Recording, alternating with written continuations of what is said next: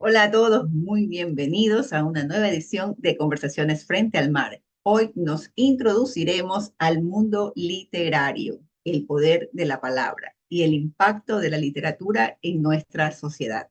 Bueno, la literatura es más que una mera colección de palabras, es un espejo en nuestras vidas, un puente hacia y a una fuente inagotable de conocimiento y emociones. En las páginas de los libros donde encontramos la esencia de la humanidad, narrativas que nos inspiran, desafían y transforman. Los escritores, guardianes de este arte, tejen historias y capturan la complejidad de nuestras experiencias y emociones, conectándonos a través del tiempo y el espacio. En este universo de creatividad y expresión nos acompaña hoy un invitado muy especial.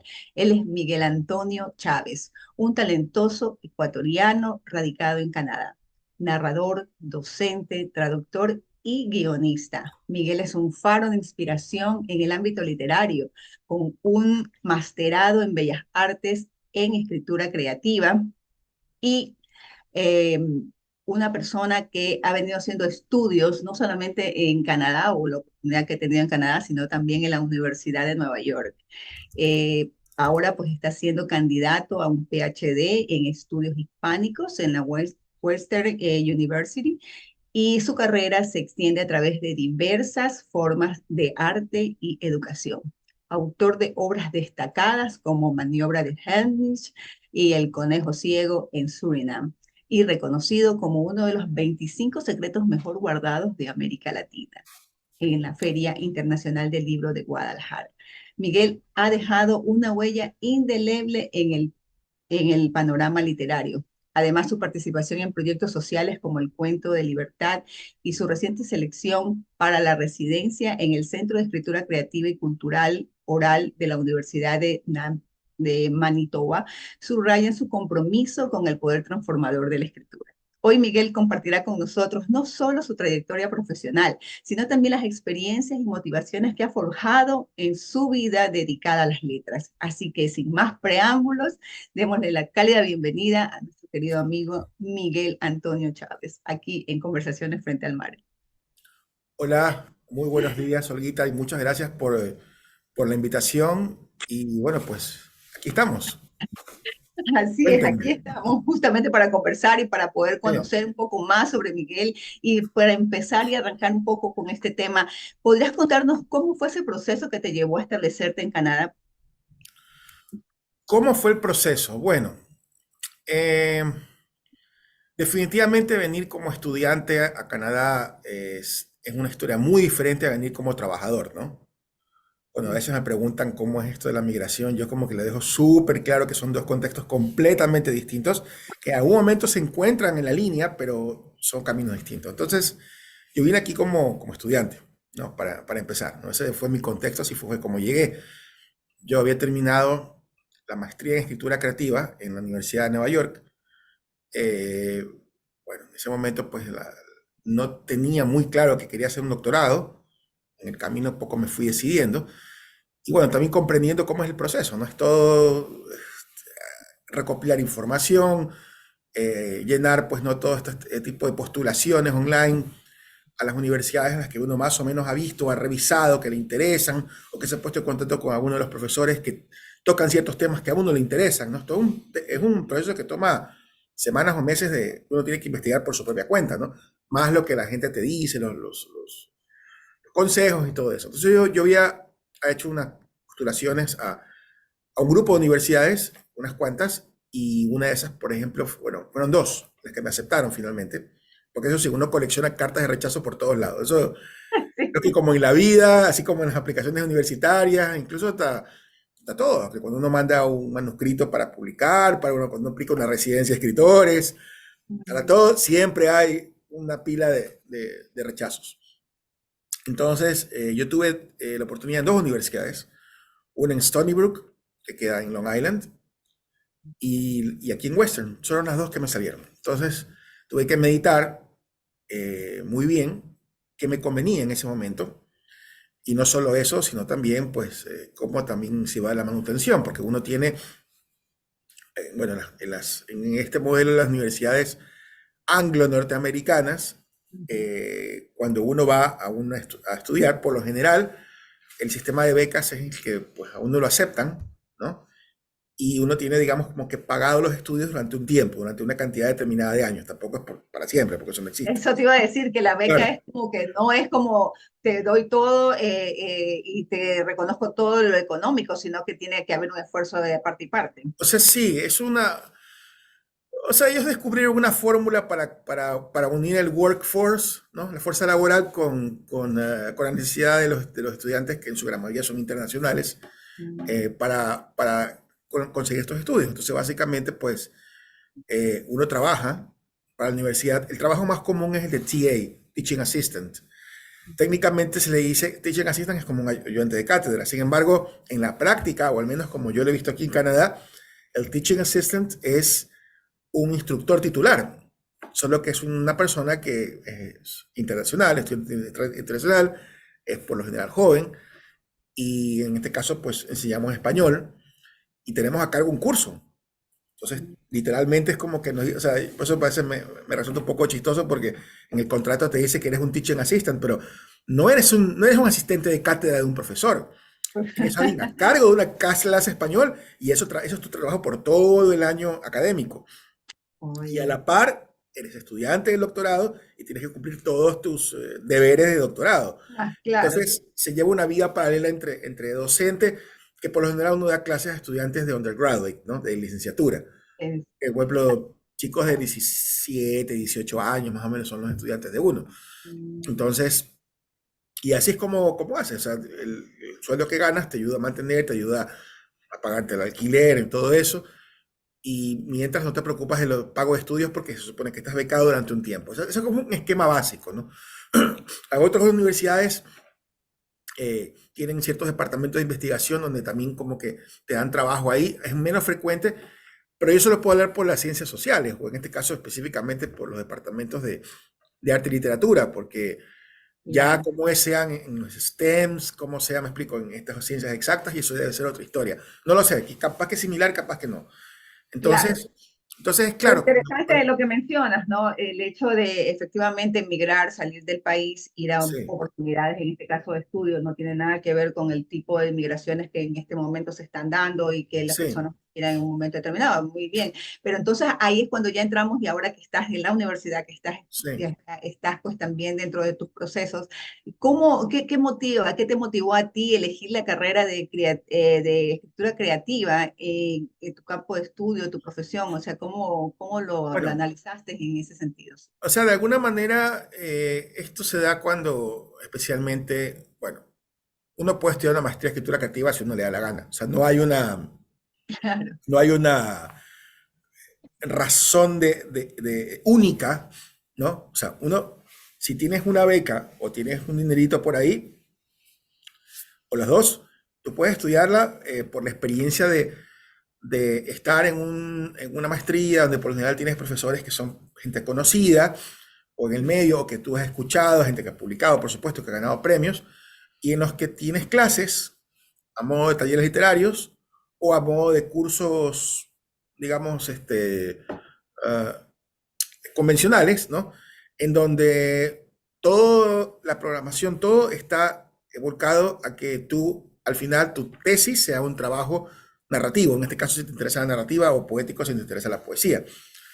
Entonces, esta maestría, bueno, las maestrías en general de escritura creativa, que no estoy seguro cómo surgieron, pero me parece que existieron en Estados Unidos, tienen al menos una historia interesante con respecto, al menos la que cuando yo apunté al inicio, ¿no? Así mismo, vi las que había en español al menos. Las que conozco de momento, que creo que son todavía las más conocidas, las más renombradas o las más antiguas, ¿no? Son las de Iowa City, la Universidad de Iowa, de hecho, que es una ciudad cultural de la UNESCO, en donde hay un programa de escritura creativa ahí que lleva como más de 40 años. Ese, El Paso, Texas, también es interesante también, y la Universidad de Nueva York. Entonces, y luego abrieron un doctorado en escritura creativa en español en la Universidad de Houston. Pero cuando yo me enteré de ese doctorado, yo había tomado la decisión de Canadá, así que no hubo chance por ese lado. Pero Perfecto. bueno, entonces, a ver, como te digo, uno puede tomarla por muchos motivos, pero un motivo particular que puede ser una intersección para una persona como yo, al menos con ciertos intereses en donde se combina la docencia con la cuestión literaria, con la práctica literaria, me daba la posibilidad primero de que yo nunca había, o sea, a pesar de que yo ya venía escribiendo desde, no sé, pues 15 años atrás, Claro, publicando ciertas cositas, no nunca formalmente estudié literatura, o sea, una carrera literaria. Si bien la carrera de comunicación que estudié, la licenciatura en la Casa Grande, tenía una especialización en escritura creativa, y si bien Cecilia Ansaldo también fue una de mis profesoras ahí, no claro. fue un estudio estrictamente hablando de literatura dedicada únicamente a eso. Entonces, yo Claro. quería darme una experiencia y dije, bueno, voy a darme la experiencia de un taller de escritura creativa. Me daba mucha curiosidad porque aparte yo también enseño.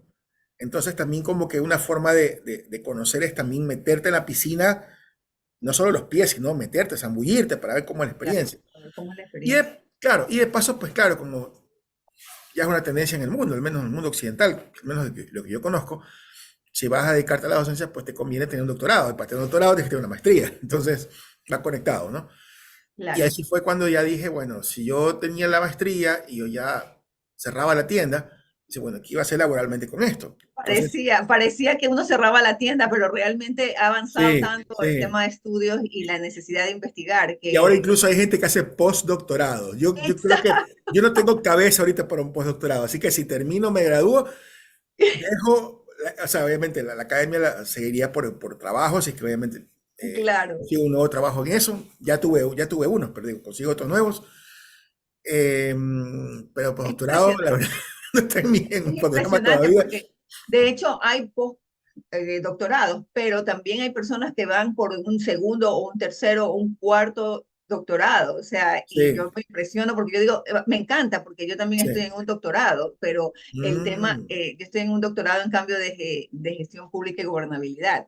wow, qué Claro, bien. entonces, y parece mentira, pero cuando tú, como tú dices, no solamente tienes los pies en la piscina, sino dentro Sí, de la piscina, sino que tú entras y es un mundo en el cual exploras tantas cosas que uno todavía, a veces sí, pareciera que uno ya conoce mucho, pero realmente es cuando te das cuenta que estás en pañales, que necesitas seguir abordando temas, sí, cosas sí, sí, sí.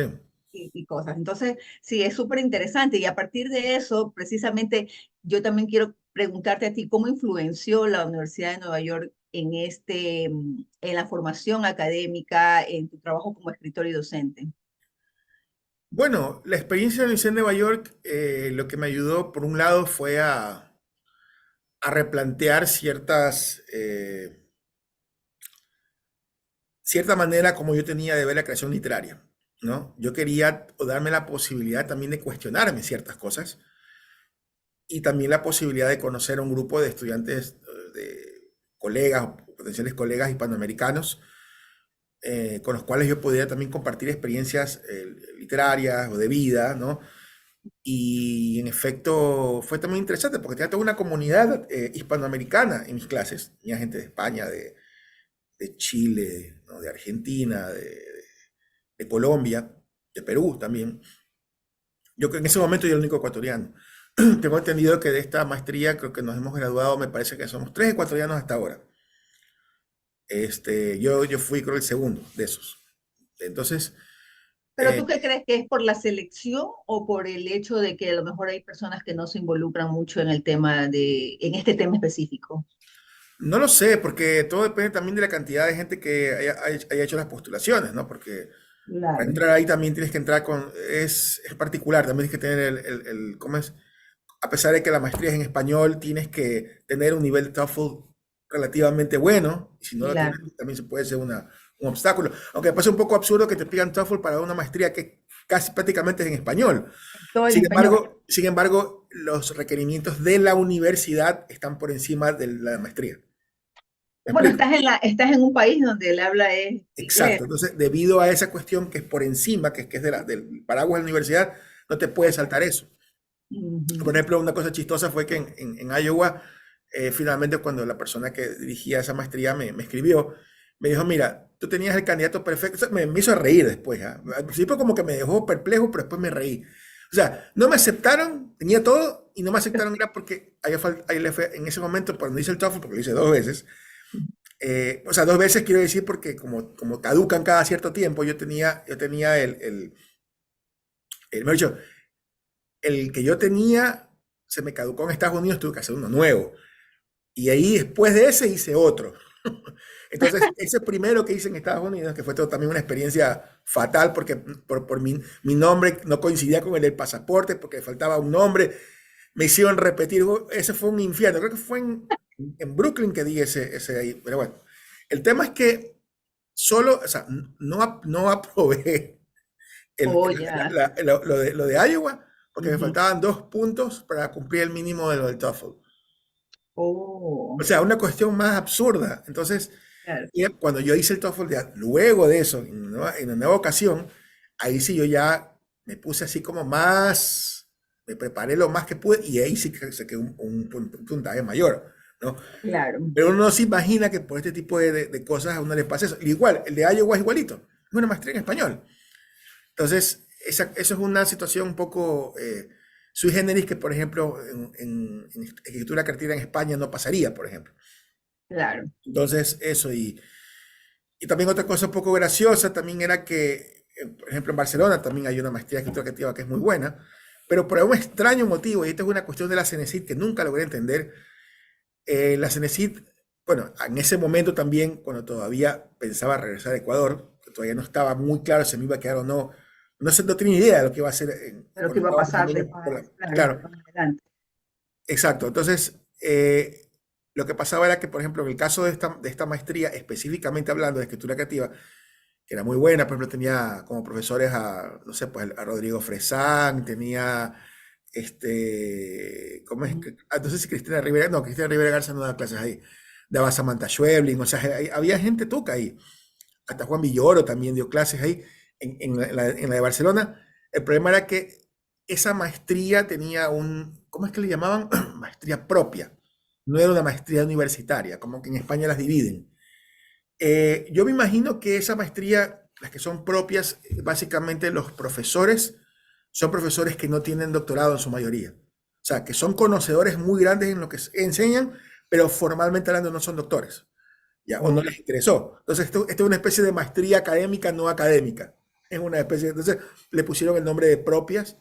Pero ¿qué pasó? Que la CNCID decidió en su sabiduría extrema no ujú. aceptar esas maestrías en Ecuador. En ese momento dije, bueno, si me sale un trabajo, porque yo había trabajado antes en la Universidad de las Artes, y a lo mejor bueno, me proponen trabajar en la Universidad de las Artes, otra universidad, ¿de qué me sirve la gran experiencia de Barcelona? Obviamente me serviría en un punto, pero Sí, ya sí, no en la cuestión laboral validar. académica, porque no me la aceptarían. Entonces yo tuve que Claro. literalmente rechazar, que me habían aceptado a esa maestría, pero tuve que rechazar porque dije, con todo el dolor del alma, pero no me lo iban a aceptar en Ecuador. Entonces eso Es sí que la me... validación, si no existe algo que esté manejado o que también haya dentro de los pensums o de los Sí. sílabos que se manejan en Ecuador, entonces no te sirve de nada. Y Exacto, conozco entonces, y eso casos que pasan. la persona con la que me escribí en aquella época no estoy seguro si lo logró comprender del todo, pero bueno, eso fue lo que Ujú, pasó. claro. Y entonces por eso te digo, ahora, para mí fue como, ya cuando ya estaba por terminar y todo, ya para mí yo me di cuenta que esto era como mi escalera para el siguiente paso, El siguiente paso. ¿no? Y ahí vino el doctorado. Entonces, con ponerme a elegir un doctorado, buscar. Bueno, y finalmente terminé en la Universidad de Western, en Ontario. Ujú. Entonces ya estoy en mi quinto año, estoy todavía con mi tesis, todavía estoy desarrollándola, pero ya espero en los Ay, no, próximos eso se meses tener. desarrolla desde el día uno y es una cosa que uno va en un vaivén de cosas porque Sí, da tanta información que es impresionante cómo incluso de un nivel a otro, cómo uno va cambiando incluso la idea de lo que inicialmente tenía claro. proyectado hacer. Y aparte Sí, la pandemia me tocó en la mitad de mi doctorado, igual que a justo en la mí, mitad. Oh, igual que igual a que a mí, ti. qué ¿Tú estás, horrible. tú estás estudiando también en Nueva York? No, yo estoy estudiándola en Perú. O sea, yo Ah, la hice estás haciendo a presencial, distancia. yo la hice presencial 2 años y medio y luego me tocó retomar todo ya a nivel virtual. Sí, es como se Ah, está perfecto. manejando ahorita. Exacto. Chévere, chévere. Pero sabes, toda esta travesía que uno vive a través de buscar lo que le resuena, lo que le gusta, lo que le llama la atención en temas de estudio, de la parte académica, que es muy importante dentro de la formación de las cosas que nosotros estamos haciendo. Viene esa otra parte, ¿no? Lo súper interesante que es esos reconocimientos, esos premios. Y ahí, pues, para ti, ¿qué significó ser finalista del premio Juan Rulfo y cómo ha impactado ese reconocimiento en tu carrera? Bueno, para mí, para lo personal, para mí es un gran honor, gran honor que uno de los mejores concursos de cuento del mundo, que ya no existe lamentablemente, Uh -huh. haber podido quedar con un... Porque yo de hecho nunca había participado en un concurso literario internacional, nunca. Y haber tenido como que haber pegado ese golpe, para mí fue una enorme sorpresa. Ahora bien, claro, el concurso tenía también esta característica, no había un ganador y había una cantidad de finalistas. Entonces, los cuentos participantes han sido como 900 más o menos en aquel momento. Lo fallaban en París, ¿no? Lo hacía Radio Francia Internacional con la Embajada de México en Francia. Ellos eran los organizadores. Ah, ya. Entonces, claro, como hay una gran cantidad, lo que designaban ellos era como un ganador y un grupo de finalistas, que tenían, obviamente, pues no recibían el monto económico, pero que de alguna forma recibían el reconocimiento de que estaban ahí. Entonces yo fui uno de esos finalistas. No gané. Entonces, de todas formas, creo que para mí fue interesante, fue revelador también.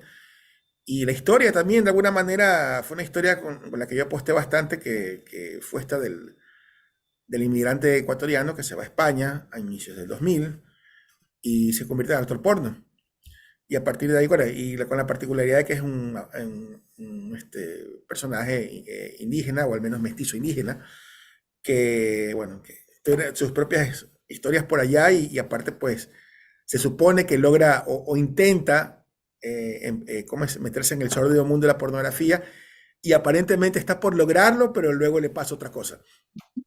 Entonces, esta historia que me dejó, o sea, me dejó así como que me abrió la cabeza porque dije las posibilidades que yo tenía para la ficción, ¿no? Aparte también yo hacía pues estos juegos también con metaliterarios, ¿no? Porque, por ejemplo, en el cuento aparece una actriz porno que después se convirtió en directora, y este en realidad es un personaje de un cuento de Roberto Bolaño, que aparece dentro de mi historia.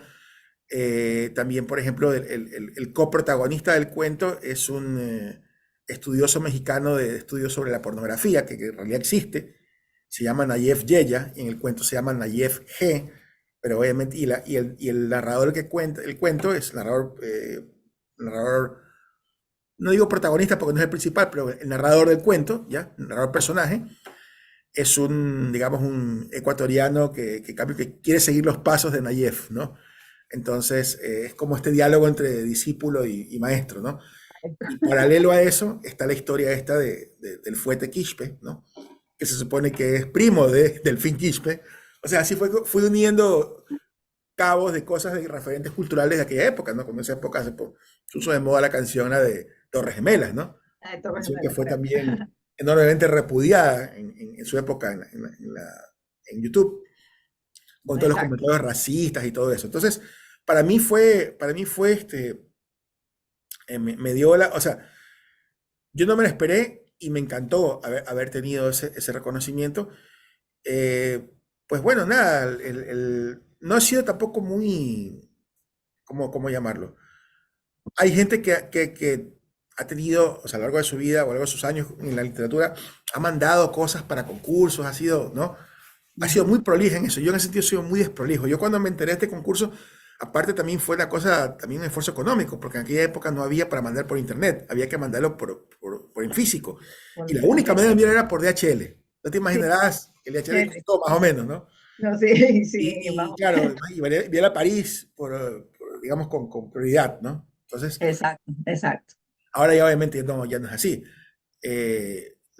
No todos, pero la gran mayoría de concursos literarios sí te acepta, como es por internet, y los que no te aceptan, pues bueno, pues ahí ya uno busca a alguien que te ayude a imprimir allá. Exacto.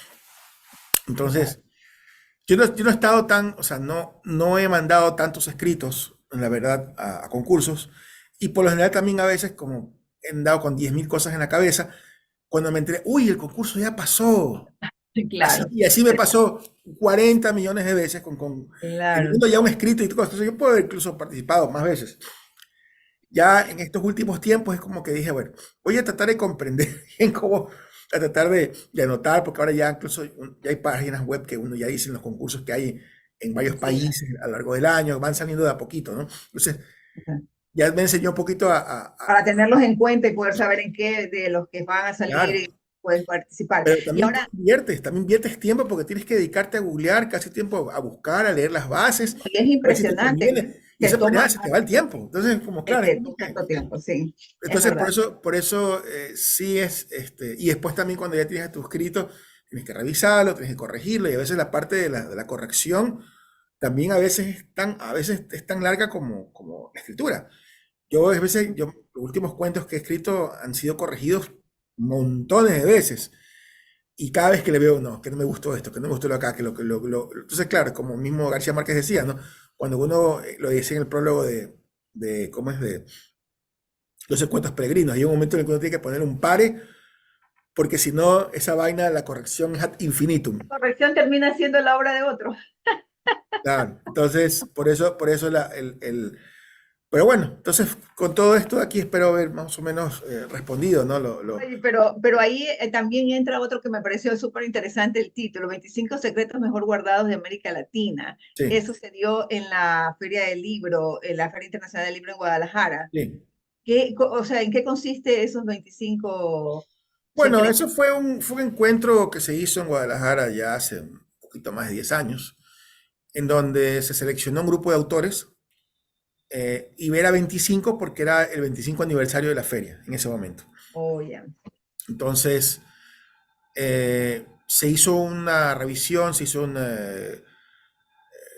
libreros, académicos, escritores, comenzaron como lo que hizo, o sea, esto que te cuento, lo sé porque Laura Niembro, la gran coordinadora general de la feria, me lo contó. Esto no me lo estoy inventando. Oh, ya. Había este grupo de gente, pues no, que eran como consultores, como asesores, y que fueron sugiriendo nombres de países latinoamericanos. Entonces, pues según esas sugerencias de estos escritores o libreros o académicos, se hizo una lista. Entonces, después probablemente tenía una lista más larga, después la fueron acotando hasta que quedó pues aquí, ¿no? Entonces fuimos parte de Ecuador, fuimos tres en realidad, Eduardo Varas, Luis Alberto Bravo y yo. Entonces, y así fue como se dio, ¿no? Fue chistoso porque en algún momento, años después, o algunos años después, cierto escritor ecuatoriano tuvo la gran torpeza de decir en un medio de comunicación que mi inclusión en ese encuentro había sido porque como en esa época yo había trabajado en el Ministerio de Cultura, yo casi que como que moví los hilos, Tú moviste todos los hilos y como tejiste si yo fuera, pues no sé, el Henry Kissinger del mundo cultural. Hay que ser bien boludo para decir eso, lo que dijo este señor. Y finalmente, cuando yo le contesto a Ujú. Laura Niembro me dijo, pero estás loco, o sea, esto es un insulto a la feria, es como que lo que está diciendo él es como que me está insultando. Entonces, Ay, es una cosa absurda, ¿no? Y cuando se lo conté, le dije, mira, esto fue lo que dijo. Entonces, claro, obviamente también el dark side del mundo cultural en todos los países, Ecuador no es la excepción, por supuesto, es cuando hay estas gente que, o sea, no comparte con uno muchas cosas y se dedica más bien a a difamar, habladurías negativas, ¿no? Claro, negativa. a No, cosas que totalmente. Ah, uno siempre con nos los hemos años ha aprendido a dejar que le resbalen esas cosas. Al principio, obviamente, totalmente cuando uno es más joven, quizás le afectan más, pero después ya uno como que aprende a tolerar un poco ya eso y o al dejar. menos a verlo de una manera con ironía, ¿no? Y decir, bueno, a lo mejor es una manera de quererse desquitar con alguien porque le resulta incómodo o porque, no sé, le dio envidia o lo que sea, lo que sea. Pero bueno, el punto es Total. que eso básicamente fue lo que ocurrió. Entonces nos invitaron, fuimos a la feria, estuvimos en varios encuentros, en varias mesas, tuvimos entrevistas. Me acuerdo incluso que la BBC mandó pues a un periodista español. Pero como él trabajaba para la BBC en inglés, tenía que dar entrevista en inglés. Y en ese momento pues yo tuve, chistoso porque di mi primera entrevista en inglés, ¿no? Yo, bueno, quizás en esa época mi nivel de fluidez era mayor en la escritura que en el habla. Así que ahí logré dar mis primeras entrevistas ahí. Fue chistoso, ¿no? Pero bueno, igual lo Sí. hice. Entonces, bueno, también recorridos por la ciudad. Entonces, a partir de eso, creo que lo lindo fue que la Feria del Libro de Guadalajara después me invitó 3 veces más a lo largo Wow. de los años. Y fue chévere porque ellos también tienen un programa, una suerte como de espacio dentro de la feria que se llama Ecos de la FIL. Y la FIL por la Feria Internacional del Libro. Y Ecos porque justamente como los ecos llegan hasta lugares distantes, ¿no? Entonces, ¿cómo hacer llevar la feria fuera de la explanada donde se hace, ¿no? El centro de convenciones en Guadalajara. Y lo interesante es que, como queda en Estado Jalisco, hay ciudades, poblaciones muy pequeñas que están mucho, mucho más alejadas de Guadalajara. Y por ejemplo, lo que hacían era que nos llevaban en una camioneta a esos lugares. Y cuando llegaba, estamos hablando que eran ciudades pequeñitas, ¿no? Pueblos casi. Conocí, por ejemplo, un lugar llamado Autlán. Después conocí otro, el Arenal, que el Arenal queda cerca de Tequila. De hecho, y en el Arenal me dieron un tequilón genial, ¿no? Llegas allá, llegas a un colegio en donde ya han leído sobre ti, o sea, saben quién eres, te ponen como unos carteles, das una Sí. charla, te hacen una serie de preguntas, te toman una serie de fotos y después te iban a comer la comida del pueblo, una comida riquísima. Entonces, cuando ya llegas al hotel de nuevo en Guadalajara, de luego que has pasado todo el día ahí, ya has cansado, pero llegas contento. Totalmente, Aparte, ¿no? bien comido y bien bebido. He bebido y he comido. Claro.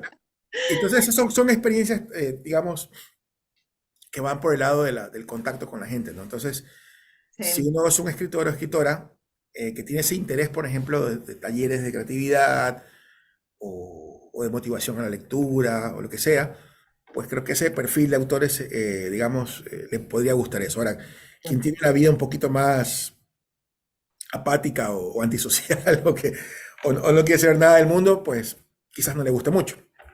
Así Pero es. igual, o sea, hay de No, todo, ¿no? Hay de igualmente, todo. hay de todo y para todos. Hay de todo. Sí, Realmente sí. ese tipo de experiencias son únicas porque como tú dices, conoces lugares que a lo mejor en ti, en tu agenda de viaje no la vas a tener en Sí, tu agenda. Entonces eso es súper interesante. Ahora, estamos a punto de ir concluyendo este programa, pero yo tengo dos cosas súper importantes por aún. La favor. primera es, o sea, me interesa por el hecho de lo social. Tú Sí, hiciste, pero lo segundo y lo último final que tenemos que darle el tiempo es a esa residencia que vas a iniciar, que estás sí. iniciando, que estás en proceso. Ya estoy aquí, de El hecho, el físicamente ya tema, estoy. sí, exactamente, ya Sí, sí, estás sí. ahí.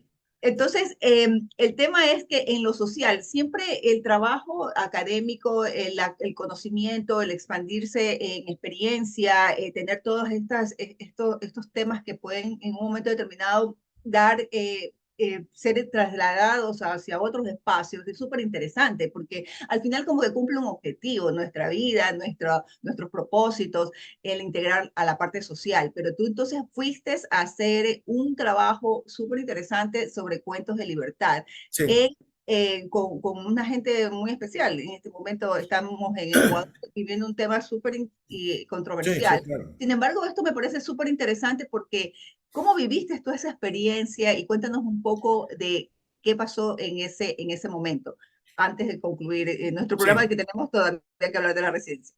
sí, bueno, esto es Cuentos de Libertad fue un proyecto que lo organizó la agencia de publicidad Publicitas Ujú. junto con el Ministerio de Justicia, el que entonces era el Ministerio de Justicia, Consejera. y una productora, una casa productora, ahorita no recuerdo su nombre, que también fue parte de. Era de la Lucho Aliaga, no me acuerdo ahorita el nombre de su productora. Entonces, básicamente, o sea, el interesante también es que el proceso se documentó, hay un documental de eso y se grabó. Eso también fue muy interesante para que quedara ese testimonio Tienes que audiovisual. pasar ese link. Te lo voy a pasar al final de la entrevista, Sí, sí, encantado. sí, Bueno, claro. el objetivo de esta campaña, o mejor dicho, sí, de este proyecto, era lograr que un grupo de PPLs, que eran de la sección de baja seguridad, ¿no? O sea, la sección de gente con menos riesgo, digamos, que no son fito, ¿ya? Pudieran escribir un cuento para sus hijos o hijas pequeños a quienes por lo general no veían muy seguido, salvo las visitas familiares que se daban, que no eran siempre, ¿no? Entonces, de alguna manera, como conectarse emocionalmente con sus hijos a través de una historia creada por sus propios padres. Entonces, eso fue un poco la historia. Y yo tenía que estar en el taller durante un mes. Creo que me parece que duró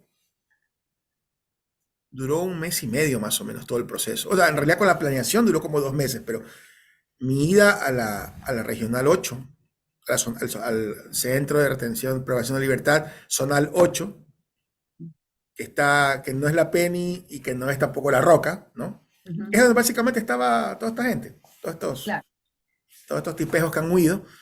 Eh, Ahí me tocó ir, íbamos una vez por semana, y básicamente, pues, en la biblioteca, porque tenía una pequeña biblioteca, ahí dábamos las clases. Entonces yo iba literalmente con material y conocía, y obviamente muchos de ellos, bueno, algunos ya no tenían experiencia para nada en escritura.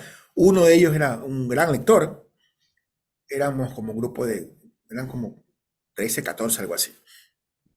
Entre esos, de hecho, había en realidad, bueno, hoy le llamaríamos mujer trans, pero estaba ahí como hombre, ¿no? De hecho, ella se identificaba como un hombre femenino, estaba ahí.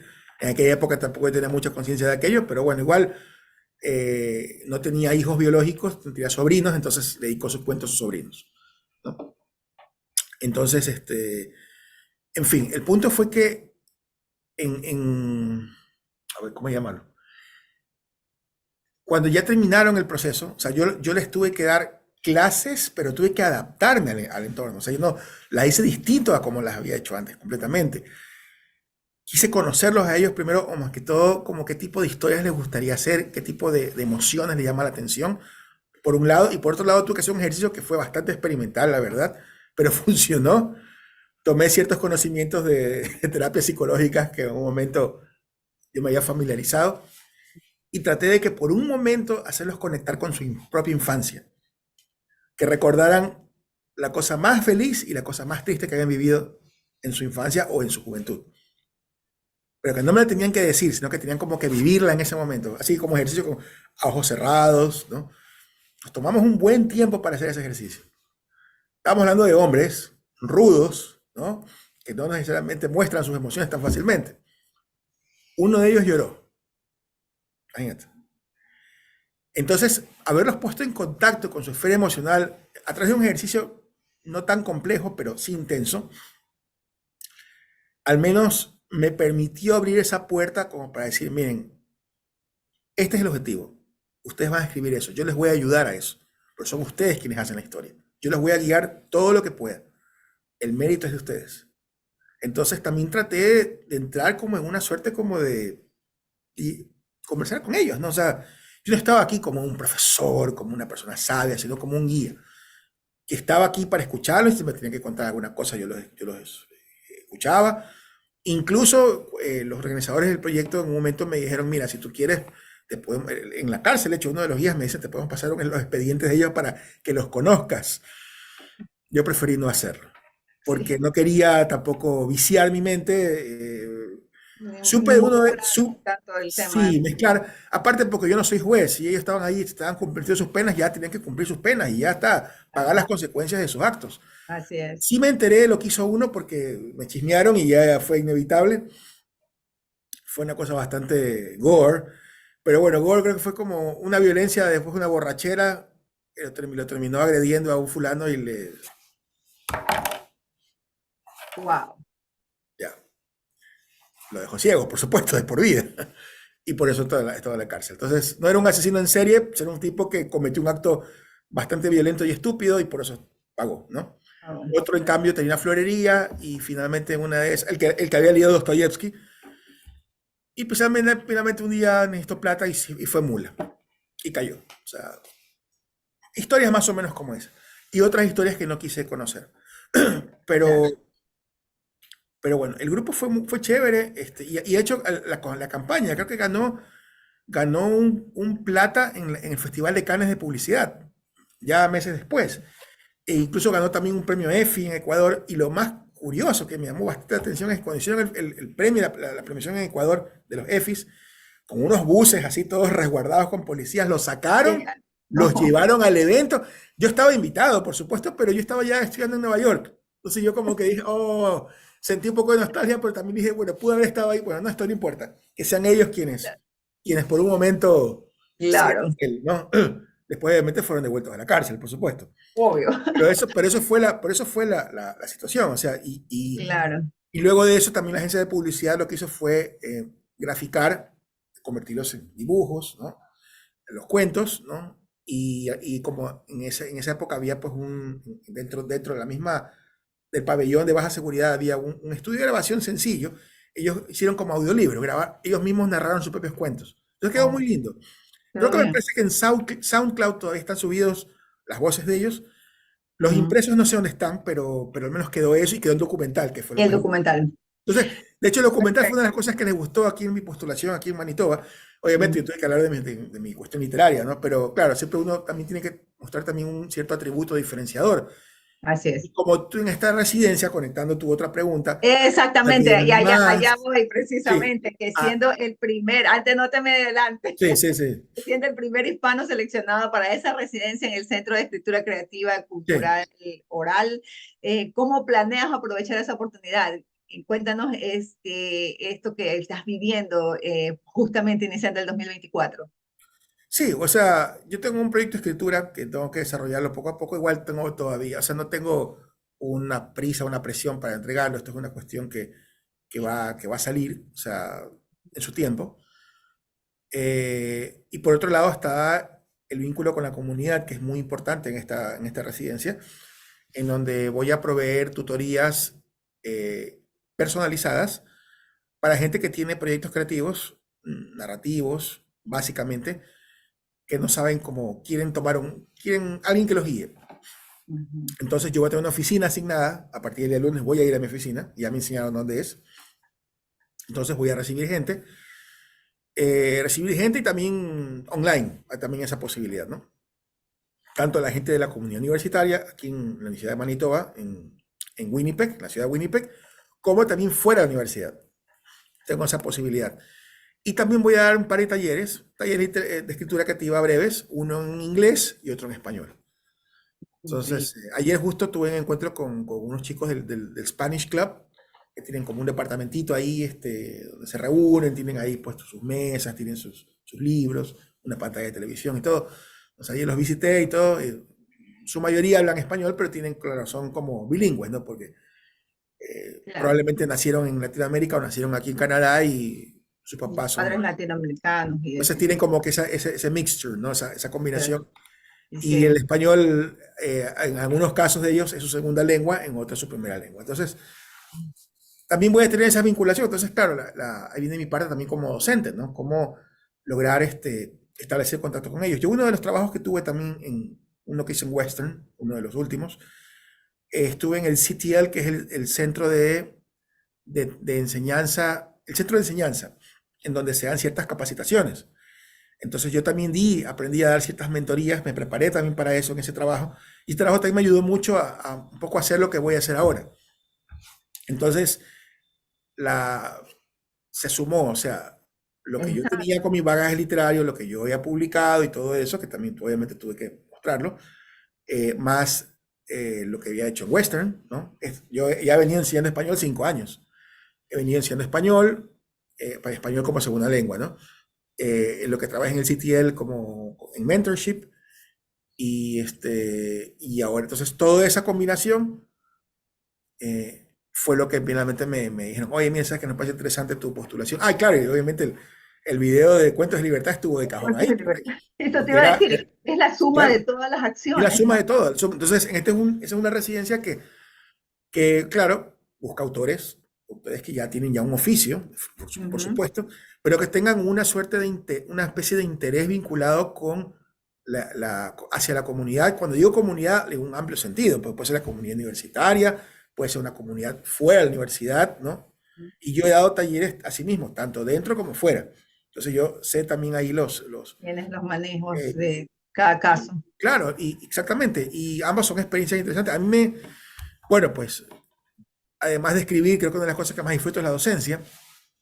Entonces, para mí hace sentido estar en un lugar como este y algunas residencias también tienen ese componente también educativo que el autor pueda, digamos, aportar, además del lugar físico que se le provee para que pueda, pues, no escribir. O sea, Desarrollar yo puedo estar todos en el tus campus, claro.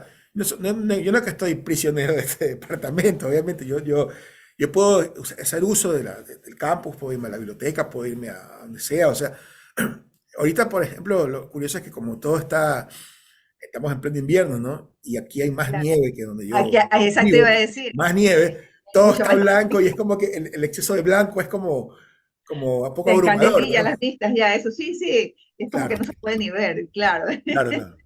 Entonces, A ver. a ver si puedo hacer un pequeño sneak peek. ¡Wow! ¡Qué ¿Ok? hermoso! Ok. O Ahí va sea, un poco la qué cosa. hermoso hasta que ya empieza a cansar a veces. Sí, Hasta sí, que sí. quieres salir y no puedes, pero es maravilloso realmente el poder estar en esas condiciones, el tener esta oportunidad de compartir tu experiencia, tus Sí, conocimientos, el haber, el valorarse y mirar pues que esa valoración que se tiene hacia toda la experiencia, trayectoria, y todos los esfuerzos que en un momento determinado no hizo, pues se sí, pueden desplegar en espacios como sí. estos. Es súper interesante, es súper importante que a veces te dicen, ¿y para qué haces esto?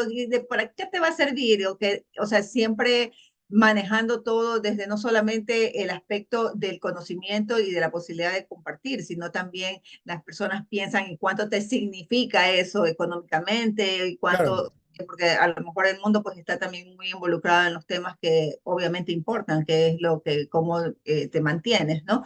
Sin claro. embargo, esto que tú estás viviendo, yo creería que muchas personas estarían queriendo también vivir y se están esforzando por hacer Ujú. justamente este esfuerzo, este trabajo que significa el ser estudioso, porque es un esfuerzo, es un trabajo bastante fuerte. Y por eso es que yo para cerrar este ciclo de conversación que me ha encantado, siempre quedo corta con los tiempos, realmente es maravilloso el poderme involucrar de esta manera con gente que conozco, que sé que es de su talento. Pero dime, ¿cómo motivarías tú a otras personas a continuar con esto de que a veces se ve, ay, no, y que estás estudiando, que el estudio, ¿por qué tanto estudio? O sea, la parte económica y el trabajo, sí, pero ¿cómo se combinan las dos cosas? Entonces, dinos, inspíranos para que otras personas podamos seguir tu camino. Mira, creo que no hay fórmula mágica, pero lo que hay que juntar un poco es como los ciertos factores, ¿no? O sea, las fortalezas que uno tiene, saberlas reconocer, los intereses, para qué uno es bueno, ¿no?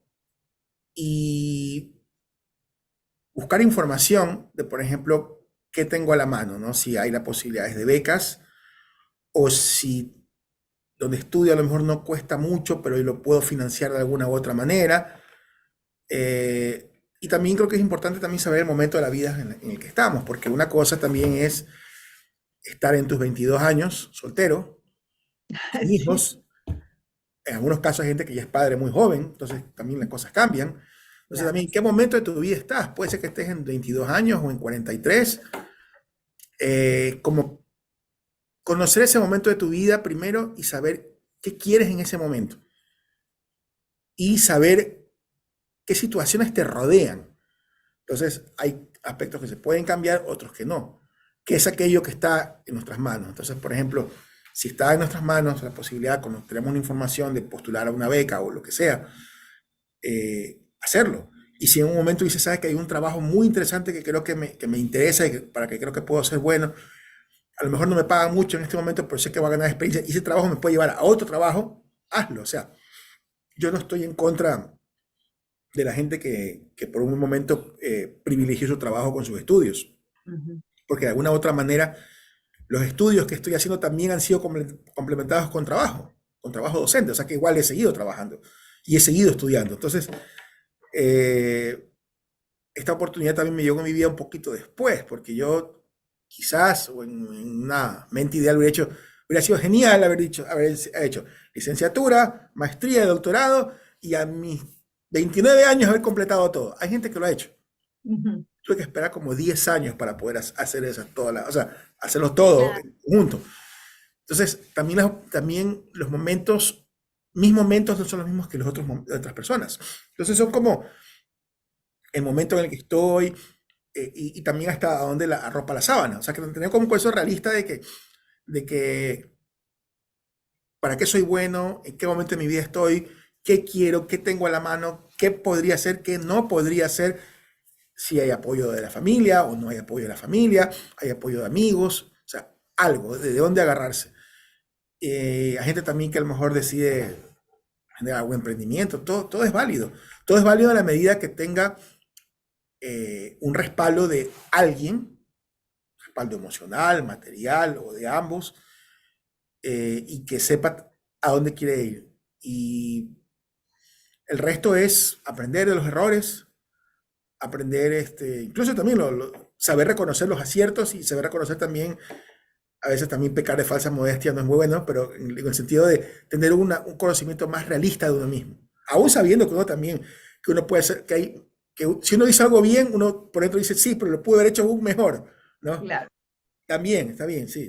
No es bueno tampoco, ¿cómo Sobre es? exigirse también, porque Sobreexigirse, sí, autoflagelarse, no es muy autoflagelarse, bueno, sí, que después provoca otros problemas. totalmente, Entonces, claro. y bueno, y creo que podríamos finalizar, dado que también vivimos una situación bastante particular en Ecuador y los dos estamos fuera de Ecuador, que para muchas personas también irse del país es una solución, Ujú. como una manera ¿sabes qué? Quiero salir de esta vaina. Y yo créeme que lo comprendo perfectamente. Yo, en el momento que dejé de vivir permanentemente en Ecuador, que fue el 2016, es bastante abrumador saber que, por ejemplo, antes el 20% me decía quédate por allá. Ahora el 99% me dice que Es la quédate mejor por allá. decisión. No regreses, no se te ocurra regresar, ¿ya? Y comprendo y lo comprendo. Entonces, Sí, muchas personas también están desesperadamente buscando una forma de irse. Bueno, si igualmente se van a ir, también que vean, que buscan un plan. O sea, porque claro. si se van, ok, voy a estudiar o voy a trabajar. Y si en efecto tengo familia ya, por ejemplo, en el lugar donde voy y todo, bueno, ¿qué voy a hacer? Porque tampoco puedo ser un estorbo para esa familia que me recibe allá. No, y no te van a permitir ser estorbo tampoco. No te van a permitir porque las culturas allá, como sabes, son distintas. Totalmente. Exactamente. Ya. Y no te van a permitir. Entonces, ¿No? todo eso hay que meditarlo bien y como te digo, o sea, hay gente que migra como trabajador y le puede ir hasta incluso súper mejor. Que Claro. busque, que busque, que analice las opciones y vea qué les conviene a estas personas y en este caso, pues sus parejas o hijos si los tienen o si van solos para sus propias vidas. ¿Qué proyectos tienen? ¿Qué pueden hacer? ¿Qué no pueden hacer? Y analizar posibilidades y hablar con personas también. Hablar con personas que han pasado por experiencias similares también ayuda muchísimo, incluso aprender de las cosas que ellos hicieron que no hay que Que hacer. hicieron que no hay que hacer. Todo eso. Hay cuántas veces, por ejemplo, nos ha pasado que cuando luego de que vivimos algo, dices, pero ¿por qué diablos nadie me dijo esto? Ya, nos pasa Sí, en todo, en todo. Y creo que también esto de la migración también es una situación que también uno que tiene que aprender mucho, asesorarse, ujú, en algunos casos hasta asesorarse legalmente sí, y asesorarse con gente que ha estado, también ha tenido sus problemas y todo. Cada uno tiene también sus propios problemas particulares, ¿no? Y nada es con un poco color de rosa en la vida. Igual yo estoy aquí en la residencia, el mundo sigue viviendo sus sigue vainas su curso, y, así es, todo y yo sigue su también curso. sé, claro, y también y seguiré al tanto de lo que pasa en Ecuador, por supuesto. Yo no es que me he disociado para nada. Yo creo que Claro, no también es que uno se desentiende, en mis sino redes que sociales también yo también comento o expreso cuenta. también mi sentimiento de bronca, de pesar, de impotencia, lo que sea. Lo hago, también entro en contacto con amigos, con familiares, o sea, estoy Ujú, también en ese sentido conectado allá mentalmente, conectado. emocionalmente, de alguna u otra forma. También uno trata también de que eso a uno no lo afecte, porque también hay una afectación emocional también, Totalmente. De que impotencia sobre todo. saberla canalizar, porque eso también uno le hace daño estando acá. Entonces, Así es. todo eso hay que tomar en cuenta. Son varias cosas, pero bueno, Son pues varias la vida, cosas. ¿no? Así es, pero no, en todo caso, los resultados de todas esas varias cosas es Sí, lo que cuenta finalmente, porque claro, no todo va a ser, como tú dices, color de rosa, no va a ser el camino, no va a estar allanado de flores, va a tener como tú como una rosa, una espina, o sea, efectivamente van a haber muchas cosas que hay que ir, pero sobre todo hay que tener esa entereza de querer lograr los objetivos. Y una vez que claro, uno tiene eso fijo, entonces ahí uno va como el águila, como un pajarito que empieza a volar, tiene que abrir las alas para poder desplegar. Entonces, exacto. yo quiero agradecerte, Miguel, por darme este tiempo, darnos este tiempo a todos quienes estamos siguiendo esta conversación. Y quiero pues augurarte muchos más éxitos de los que ya tienes en toda esta tarea que te has propuesto. Muchísimas gracias por aceptar una vez más esta invitación. Y bueno, estaríamos en contacto en algún momento que necesites o quieras o que nos tengas que compartir algo también. Así mismo estamos aquí en Conversaciones Frente al Mar, dándole a todas las personas lo bueno que también tiene Ecuador. Todo lo bueno de Ecuador, porque el periódico El Costanero es eso, significa esto que estamos haciendo, que estamos viendo y aquí nos estamos con quienes estamos conectándonos para que nos inyecte eso que necesitamos, esa energía que nosotros necesitamos para poder saber que efectivamente no todo está perdido, que siempre hay cosas por hacer y que todo va a continuar bien, pero va a depender mucho de nosotros. Así que muchísimas gracias y a todos quienes nos están siguiendo, muchísimas gracias por haber participado en este programa, que es la tercera temporada de Conversaciones Frente al Mar. Listo, muchísimas gracias, Olguita. Éxitos para el programa, para las temporadas que vengan y pues todo lo mejor. Muy amable.